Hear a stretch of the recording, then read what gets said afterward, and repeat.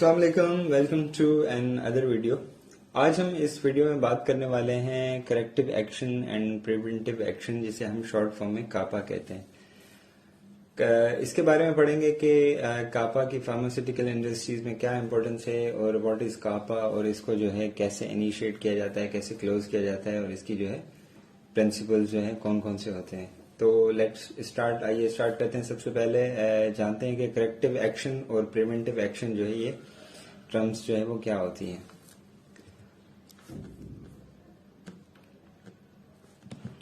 First of all, corrective action इस तरह का कोई एक्शन होता है कि आपके पास किसी एक्टिविटी के अंदर जो है कोई भी एक अनडिजायरेबल सिचुएशन आ जाती है, कोई इस तरह की डेविएशन आ जाती है, या वो कोई भी मेथड आपका ऐसे चल रहा होता है, कोई आपकी वर्किंग चल रही होती है, तो उसमें कोई भी डेविएशन आ जाती है इस तरह की, या अनडिजायरेबल सिचुएशन आ जाती है, तो उसको जो है ठीक करना, उसको रेक्टिफाई करना, ये जो है आपका करेक्टिव एक्शन कहलाता है। उसके बाद जो है नीचे यहाँ पे कुछ ये डायग्राम बनी हुई है, जैसे corrective action breaks the failure cycle. जैसे कि आप के पास कोई भी चीज जो है वो मसला आ रहा है किसी भी वर्किंग के अंदर, तो आप उसको जब तक रेक्टिफाई नहीं करेंगे तो फिर वो दोबारा फेल होगा, फिर डू नथिंग अगेन आप जो है उसमें फेल हो जाएंगे। उसके बाद प्रिवेंटिव एक्शन है, the action was taken to eliminate the cause of deviation. मतलब ये ऐसा होता है कि इस तरह से आपके पास वर्किंग के अंदर कोई भी मसला आता है, तो आप उसकी जो है प्रिवेंटिव मेजर्स भी लेते हैं। उसमें ये होता है कि आपके जो है इस तरह की सिचुएशन जो है जब आती है, तो आप देखते हैं कि आइंदा से आपके पास इस तरह का मसला या उससे कोई मिलता जुलता जो है मसला वो ना आए किसी भी वर्किंग के अंदर, किसी भी एक्टिविटी के अंदर। तो उसमें कुछ प्रिवेंटिव एक्शन भी किया जाता है, उसमें कुछ एनालिसिस भी किए जाते हैं, तो उसको जो है हम प्रिवेंटिव एक्शन कहते हैं। तो ये दोनों करेक्टिव एक्शन और प्रिवेंटिव एक्शन मिलके जो है कापा कहलाता है। ये कापा का फॉर्म भी होता है, कापा का डॉक्यूमेंट भी होता है एक। तो मोस्टली जो है जो वर्ड यूज किया जाता है वो कापा कहलाता है। अच्छा, इसमें हमारे पास जो है तीन जो है डिफरेंट जो है वो वर्ड्स यूज किए जाते हैं। करेक्शन है, प्रिवेंटेटिव एक्शन है, उसके बाद करेक्टिव एक्शन है। तो इसमें ज्यादातर लोग कंफ्यूज होते हैं कि करेक्शन क्या होता है या करेक्टिव एक्शन, इसमें दोनों में डिफरेंस क्या होता है, या प्रिवेंटिव एक्शन क्या होते हैं। तो इसमें जो है वो छोटी सी एक एग्जांपल दी गई है कि करेक्शन क्या है और प्रिवेंटिव एक्शन क्या होता है या करेक्टिव एक्शन क्या है।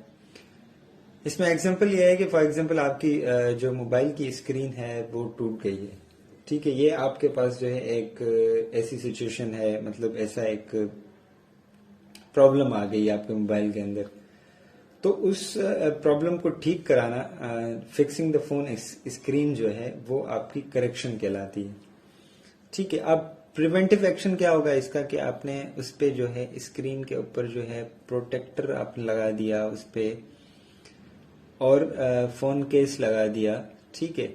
वो आपकी जो है वो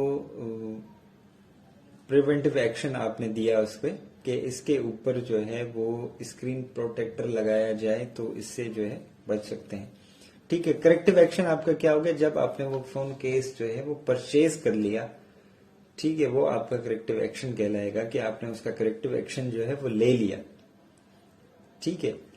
तो परचेज कर लिया आपने, फोन केस परचेज किया, या आपने उसके जो है स्क्रीन को जो है प्रोटेक्टर लगा दिया जो आइंदा जो है उसको टूटने से बचाएगा, ये आपका प्रिवेंटिव एक्शन कहलाएगा। जो है आप रिपोर्ट दोगे उसकी, और जो आपने परचेज कर लिया वो आपका करेक्टिव एक्शन जो है वो कहलाएगा। उसके बाद जो है कापा कौन कौन से डिसिप्लिन के अंदर जो है अप्लाई की जाती है। तो कापा बेसिकली सब डिपार्टमेंट, फार्मास्यूटिकल इंडस्ट्रीज के अंदर सब डिपार्टमेंट में जो है कापा को अप्लाई किया जा सकता है। वो भले मैन्युफैक्चरिंग एरिया हो, या फिर चाहे वो प्रोडक्ट डिजाइन हो, वो फिर डिस्ट्रीब्यूशन ट्रांसपोर्टेशन हो, या टेस्टिंग वेरिफिकेशन हो, वैलिडेशन हो, आपकी वेयर हाउस हो, आपकी क्यूसी हो, कोई भी डिसिप्लिन हो, उसमें जो है कापा अप्लाई किया जा सकता है। उसके बाद कापा मतलब जब आपके पास कोई प्रॉब्लम आती है, तो उसको प्रॉब्लम को मैनेज करने के लिए कुछ स्टेप्स होते हैं। तो उस स्टेप्स को जो है थोड़ा सा डिफाइन करते हैं। तो आपके पास जो है मैन्युफैक्चरिंग फैसिलिटी के अंदर, आपकी जो है इंडस्ट्री के अंदर एक मैनेजमेंट सिस्टम होना चाहिए प्रॉब्लम को रेक्टिफाई करने के लिए। तो मैनेजमेंट सिस्टम जो है किस तरह का होना चाहिए कि आपके पास एक ऐसा सिस्टम हो जो आपके पास अगर वर्किंग के दौरान कोई भी मसला आ जाता है, कोई भी कंफ्यूजन आ जाती है, तो फिर वो एक ऐसा मैनेजमेंट सिस्टम बना हो कि वो इजी ट्रैकिंग हो उसकी, कि आपके पास कोई भी ऐसी अनडिजायरेबल सिचुएशन आ जाए तो उसको इजीली ट्रैक किया जाए। आपके पास एक सेंट्रलाइज जो है सॉफ्टवेयर हो, ठीक है, जो मतलब सारी चीजों को आपस में एक सेंट्रलाइज करे। तो इस तरह कोई सॉफ्टवेयर हो तो आप इजीली जो है उस मसले को ट्रैक कर सको। ऐसा कोई मैनेजमेंट सिस्टम जो है बना होना चाहिए जो है उस चीजों को मैनेज करे। उसके बाद जब भी आपके पास प्रॉब्लम आती है तो उसके आप सेकंड स्टेप ये लेते हो कि आप उसका पूरी एक्टिविटी का, पूरी वर्किंग का आप जो है वो डेटा जो है कलेक्ट करते हो।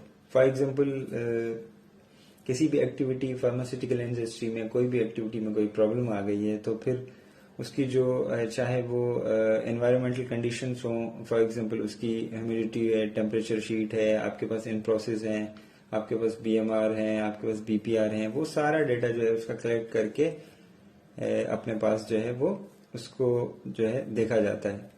तो इसमें यह है कि कोई भी ऐसा इस तरह का डेटा जो है वो नहीं लिया जाता, मतलब उसको ओवरलुक नहीं किया जाता, मतलब उसको अच्छे तरीके से देखा जाता है और विदाउट जो है किसी साइड लिए या विदाउट किसी ऐसा डिसीजन लिए कि जो है उसको एक मेजर काज जो है उसमें बताया जाता है कि इसमें ये जो है जो मसला है ये इसकी वजह से है। तो उसमें एक जो है नीचे एक चार्ट बनाया हुआ है कि प्लानिंग टू कलेक्ट डेटा, एक प्लान किया जाता है कि डेटा जो है वो किस तरह से कलेक्ट किया जाएगा। कलेक्टिंग डेटा के बाद उसको एनालाइज करेंगे डेटा को पूरे को, फिर फीडबैक देंगे उसका, फिर फॉलोइंग अप होगी उसकी। तो इसमें यह है कि वो डेटा इंक्लूड हो सकता है lot number, environmental condition, training record, सारी चीजें, कोई भी उससे रिलेटेड जो डॉक्यूमेंट है वो सारा का सारा डेटा जो है वो कलेक्ट किया जाएगा। अच्छा, आफ्टर कलेक्टिंग द डेटा आप जो सेकंड जो करोगे वो होगा आपका रूट काज एनालिसिस। अच्छा, रूट काज एनालिसिस ये होता है कि ये आपकी कलेक्शन ऑफ डेटा के बाद परफॉर्म किया जाता है। रूट काज एनालिसिस में यह होता है कि आप जो है उस आपके पास एक्सप्लेन करते हो उसको कि ये जो आपके पास जो प्रॉब्लम आई है वो क्यों आई, उसकी रीजन क्या है, तो वो रूट काज एनालिसिस कहलाता है। इसके नीचे स्टेप्स दिए गए हैं, जैसे आपने एक प्रॉब्लम को डिफाइन किया कि हमारे पास ये फैसिलिटी के अंदर ये प्रॉब्लम थी, उसके बाद आपने उसका डेटा कलेक्ट कर लिया, फिर आइडेंटिफाई पॉसिबल कैजुअल फैक्टर्स, आपने आइडेंटिफाई भी कर लिया कि उसमें जो है कैजुअल फैक्टर्स या उसकी जो है किस वजह से वो प्रॉब्लम आई थी, और उसका फाइनली आपने रूट काज भी आइडेंटिफाई कर लिया कि ये प्रॉब्लम हमारे पास इस जो है मतलब कोई ऐसी कैजुअल एक्टिविटी हो गई थी जिसकी वजह से ये हमारे पास प्रॉब्लम आई। तो उसके बाद आप रिकमेंड करते हो, इम्प्लीमेंट करते हो, सोल्यूशन देते हो उसका, मतलब कि उसकी प्रिवेंटिव एक्शन देते हो, प्रिवेंटिव मेजर्स देते हो कि ये अगेन जो है आपके पास मसला ना आ सके, इसीलिए फिर वो भी इम्प्लीमेंट कराते हो आप उसके सोल्यूशन जो है।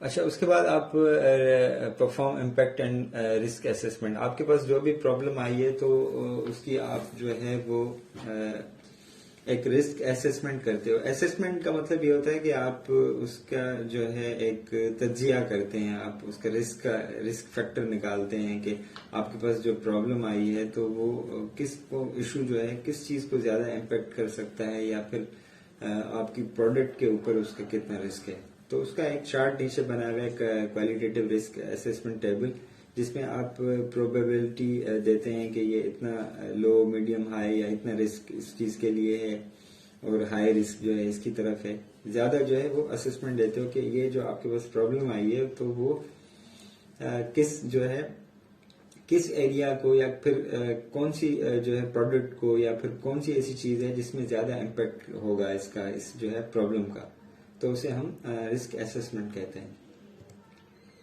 अच्छा, उसके बाद कापा का जो फॉर्म है या फिर कापा है उसको आप इनिशिएट जो है वो किस तरह से करोगे।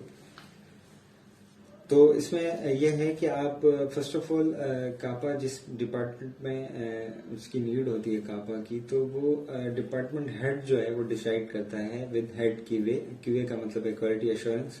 तो क्वालिटी एश्योरेंस के हेड के साथ एक मीटिंग करके तो वो मतलब डिसाइड करते हैं कि हाँ इस जो है एरिया में कापा की या इस प्रॉब्लम में जो है वो कापा की नीड होगी।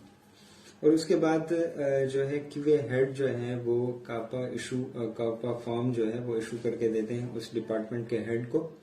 और क्यूए जो है वो उसका सोर्स डॉक्यूमेंट का मतलब होता है वो ओरिजिनल डॉक्यूमेंट जिससे वो डॉक्यूमेंट जो है लिया गया है। तो उस डॉक्यूमेंट का नंबर जो है इशू करने से पहले उसका नंबर दे देते हैं उस डॉक्यूमेंट के ऊपर। और उसके बाद डिपार्टमेंट हेड जो है उस कापा के फॉर्म को जो है फिल करेगा। तो उसमें सबसे पहले जो है कापा की डेट आएगी कि ये कापा जो है इस डेट को इनिशिएट हुआ है। और उसके बाद प्रोपोज्ड कंप्लीशन डेट, और जो उस डिपार्टमेंट का जो हेड होगा वो उसकी कंप्लीशन डेट भी प्रपोज करेगा, मतलब इस कंप्लीट डेट तक जो है ये कापा जो है वो कंप्लीट हो जाएगा। उसके बाद select the department initiating the CAPA. उसमें एक जो है डिपार्टमेंट होगा, फॉर एग्जांपल ये प्रॉब्लम इस डिपार्टमेंट में है तो फिर वो ऐसे टिक मार्क करके उस डिपार्टमेंट को सिलेक्ट करेगा। उसके बाद जो है एक ब्रीफ जो है उसमें डिस्क्रिप्शन दी जाएगी कि जो है इसका सोर्स डॉक्यूमेंट ये है और इसके करेक्टिव एक्शंस ये हैं और इसके प्रिवेंटिव एक्शंस के हैं। विद ब्रीफ जो है कापा की डिस्क्रिप्शन जो है इस कापा फॉर्म में दी जाएगी। और जो डिपार्टमेंट हेड है वो अपने नाम के साथ और डेट के साथ उस पर सिग्नेचर करेंगे। और उसके बाद वो कापा जो है डिपार्टमेंट हेड को जो है वो फॉरवर्ड किया जाएगा, मतलब क्यूए को वो फॉरवर्ड किया जाएगा। क्यूए हेड को जो है डिपार्टमेंट हेड जो है वो क्यूए हेड को वो कापा फॉर्म जो है फॉरवर्ड करेंगे। और उसके बाद हेड क्यूए या फिर उसका कोई डेजिग्निंग होगा जो कि इस कापा को एक लॉट नंबर जो है वो देगा, एक रेफरेंस नंबर होगा उसका। अच्छा, रेफरेंस नंबर देने का मकसद ये है कि आप जब उस कापा को फाइंड करो तो वो उसकी एक लॉग बनती है, उसको एक रजिस्टर बनता है जिसमें उसकी उस नंबर के साथ उसकी एंट्री की जाती है। तो उसमें क्या होता है कि वो फाइंड करना बहुत इजी होता है वो कापा। तो उसकी एक लॉट नंबर दिया जाएगा, उसमें एक रेफरेंस नंबर होगा जो कि क्यूए की तरफ से होगा। वो क्यूए उस पर रेफरेंस नंबर देगा और उस लॉग और उसमें रजिस्टर में उसकी एंट्री करेगा। और उसके बाद जो है उस कापा को एक जो है फाइनलाइज करके और एक जगह पे उसको रख देंगे। अच्छा, ये भी क्यूए ही डिसाइड करता है कि वो कापा जो है अब फाइनलाइज हो चुका है, मतलब उसकी डिस्क्रिप्शन जो है पढ़ के सारी चीजें देख के वो क्यूए डिसाइड करता है कि ये कापा अब जो है वो एक जो है प्रिजर्व किया जाएगा या फिर ये कापा जो है वो क्लोज हो चुका है। तो वो उसका जो नंबर जो है वो कुछ इस तरह से दिया जाएगा कि वो उसका नंबर फॉर एग्जांपल इसमें एक नंबर दिया गया है जैसे कापा XXX जो है YYZ, इस तरह से कि डिपार्टमेंट कोड होगा एक। अच्छा, वो डिपार्टमेंट कोड इस तरह से होगा कि वो जिस डिपार्टमेंट के अंदर वो कापा जो है इनिशिएट हुआ होगा। फॉर एग्जांपल फार्मास्यूटिकल इंडस्ट्रीज के अंदर काफी सारे डिपार्टमेंट्स हैं, जैसे प्रोडक्शन है, वेयर हाउस है। तो प्रोडक्शन में ज्यादातर जो है PRD लिखते हैं, प्रोडक्शन का एक कोड जो है PRD होता है। उसके बाद वेयर हाउस का WHD होता है।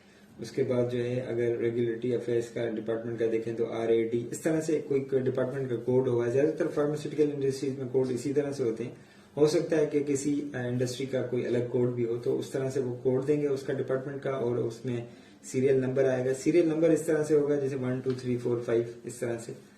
तो जैसे यहाँ पे एग्जांपल में 003 दिया गया है, तो ये 3 नंबर है जो है सीरियल नंबर है। उसके बाद 20 जो है वो कैलेंडर जो है ईयर दिया गया है कि इसमें जो है 2020 में ये इनिशिएट हुआ था कापा। और उसके बाद कापा क्लोजर एंड वेरिफिकेशन। तो कापा क्लोजर और वेरिफिकेशन में ये है कि जो डिपार्टमेंट हेड जिसने वो कापा जो है बनाया होगा, तो वो मतलब वो कापा जो है वो उसमें क्यूए के पास जो है वो जमा करवाएगा।